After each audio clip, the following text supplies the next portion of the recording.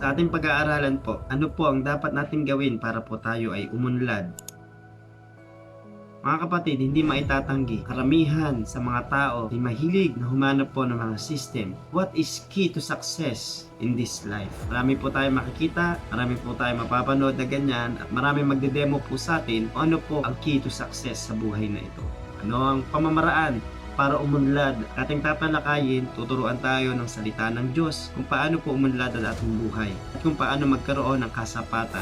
Number 1, mga kapatid, na dapat natin gawin ay huwag tayong umasa lagi sa pangako ng tao. Hindi po masama na tayo ay pinapangakuan ng mga tao, ng ating mga kamag-anak, kaibigan, kakilala. Hindi po masama yan, lalo na mga kapatid, ikaw po ay pinangakuan na pag-aaralin ka, pag-aaralin ang miyembro ng pamilya mo. Hindi po masama yan, mabuti yan. Meron rin mga kapatid nangangako na bibigyan ka ng pangnegosyo, dadagdag, merong magbibigay ng puhunan. Hindi po masama yan na merong nangangako sa atin. Yung iba nangangako, natutulungan ka na umangat sa buhay at umasenso. Wala pong problema sa mga pangako ng tao. Wala rin problema, mga kapatid, kung maraming nangangako sa atin.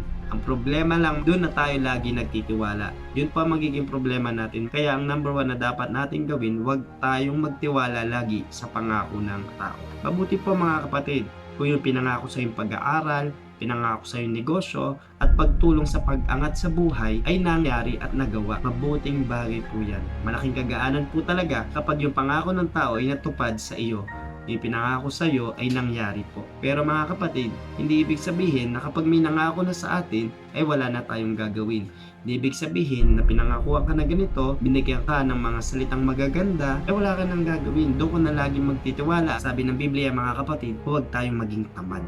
Sabi po ng Romans chapter 12, verse 11, sabi po dito, huwag kayong maging tamad, kundi magpakasipag at buong pusong maglingkod sa Panginoon. Kaya po, hindi tayo magiging tamad kung merong nangako sa atin. Ibig sabihin po nito, mga kapatid, may duty pa rin po tayo. Ang gawin mo, mga kapatid, huwag kang maging tamad. Ang sabi ng Roma, chapter 12, verse 11. At tayo po ay manangan sa kakayahan at galing na pwedeng ibigay sa atin ng Panginoon. Pangalawa, mga kapatid, magsikap po tayo sa buhay. Kawikaan, chapter 6, verse 6. Kayong mga tamad, tingnan nyo at pag-aralan ang pamumuhay ng mga langgam upang matuto kayo sa kanila. Kaya mga kapatid, isa ang pinaparating ng salita ng Diyos sa talatang ito. Tayo po ay magsikap sa ating buhay. Tingnan daw natin ang langgam. Ang langgam po, mahilig silang mag-impok, mahilig silang mag-save, at sila po ay kumakayod. Lalo na mga tao, hindi nila lang ng Diyos ang tao na mahina at walang kakayanan. Hindi po. God gives us the ability to earn, to save, and to manage money. Sabi po ng 2 Peter chapter 3, verse 9, hindi nagpabaya ang Panginoon sa pagtupad sa pangako niya, gaya ng inaakala ng ilan. Ang totoo, binibigyan lang niya ng pagkakataong magsisi ang lahat sa mga kasalanan nila dahil ayaw niya mapahamak ang sinuman. Merong dahilan ng Panginoon at merong purpose po siya sa mga bagay-bagay. Para naman, mga kapatid, sa mga nangangako, Ecclesiastes chapter 5, verse 4. Sabi po ng verse 4, kapag nangako ka sa Diyos, tuparin mo agad ito, tuparin mo ang pinangako mo sa Kanya dahil hindi siya natutuwa sa mga hangal na hindi tumutupad sa mga pangako. Sabi ng verse 5, mas mabuti pang huwag ka na lang mangako kaysa mangako ka at hindi mo naman tutuparin. Ang sabi po ng verse 7, ang sobrang pananaginip at pagsasalita ay walang kabuluhan. Sa halip, matakot ka sa Diyos. Pangalawa, mga kapatid, na dapat nating gawin, huwag nating sundin ang mga hula, ang mga traditions, ang mga ungodly practices po. Masakit lang isipin ang katotohanan, mga kapatid, 79% ng population ng buong mundo ang mga sumusunod lagi at ang gumagawa ng mga traditions, mga naniniwala sa mga hula at sa mga pamahiin po. Marami po ang mga tao na hindi pa rin makawala sa strongholds po na ito. Kung gusto po nating umasenso tayo, magkaroon ng masaganang buhay, huwag tayong sumunod sa mga traditions at sa mga ungodly practices. Kahit po sa mga hula, sa mga zodiac signs po, salita lang po ng Panginoon ang dapat nating pananganan. Mga kapatid, bilang isang Kristiyano, hindi na po dapat talaga tayo naniniwala sa mga nakagisnan. Kung ito, mga kapatid, ay makakalayo sa ating pananampalataya sa Panginoon at ilalayo tayo sa katotohanan, huwag na ho nating gawin gawin ito. Kasi mga kapatid, may babala dyan ng Deuteronomy chapter 18 verse 9 hanggang 11. Kapag nakapasok na kayo sa lupaing ibinigay sa inyo ng Panginoon ng inyong Diyos, huwag niyong susundin ang kasuklam-suklam na mga kaugalian ng mga naninirahan doon. Wala ni isa man sa inyo na magsusunog ng kanyang anak bilang handog. At huwag din kayong manghuhula, mangkukulam, manggagaway, gumagawa ng mga ginagawa ng mga espiritista at makikipag-usap sa espiritu ng mga patay. Hindi po kinalulugdan ng Panginoon ang bawat lumalapit at gumagawa po ng mga ungodly practices, ng mga bagay na nabanggit po na yan. Napakarami po at lagana po niyan sa buong mundo. Marami rin sa mga social media, marami rin po sa mga kalapit bahay natin, barangay, bayan, at minsan binibigyan pa po natin mga kapatid ng atensyon ang paggastos sa mga bagay na pinapagawa po ng mga taong ito. Iwasan po natin ito mga kapatid. Huwag po nating sundin ang mga ungodly practices at mga tradition po na ating mga nakagisnan. Bilang isang mananampalataya po, dapat po binago na po ang ating buhay at tayo po ay lubos ng nagtitiwala sa kayang gawin ng Panginoon. Huwag po tayong magdadalawang isip na talikuran ang mga ungodly practices po, yung mga traditions, pamahiin at mga hula.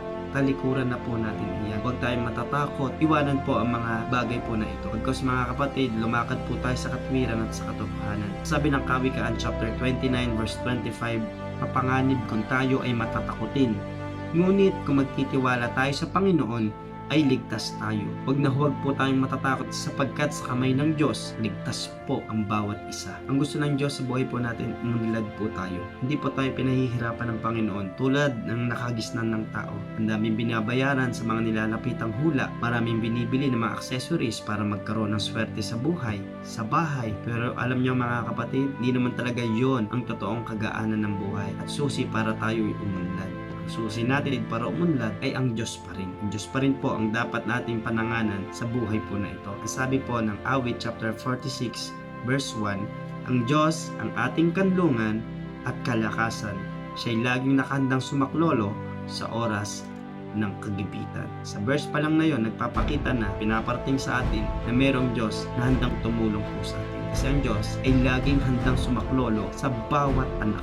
Pangatlo po at huli, dapat natin gawin, huwag po tayong dumepende sa galing ng tao, sa lakas ng tao, at sa kakayahan ng tao. Halimbawa mga kapatid, malakas ka, pero isinasantabi mo ang Panginoon, wala ka ng pakialam sa Diyos, ginagawa mo na lang kung ano ang gusto mo, kasi nga malakas ka, kaya naman matalino ka, ginagawa mo ang lahat, pero wala na sa kalooban ng Diyos. Yan na ang isang malaking hakbang na pagkakamali na magagawa mo sa buhay mo, yung isantabi ang Panginoon. Kakayahang kumita ng pera, ang galing ng tao, ang talino ng tao ay regalo ng Diyos at galing sa Panginoon. Pero kung yung mga bagay na yan, ang mga talent na yan, magiging dahilan para ipagyabang mo at isantabi mo ang Panginoon, yan ay hindi na tama. Mga kapatid, kailangan ang Diyos pa rin ang sentro ng ating buhay. Alam niyo po, pag isinantabi natin ang Diyos sa buhay po natin, pwedeng bawiin ng Diyos ang talento, ang lakas natin, pwedeng manghina tayo, at wala na tayong panghahawakan. Pero ang Diyos ay walang hanggan, siya po ay makapangyarihan, pwede po natin siyang pagtiwalaan.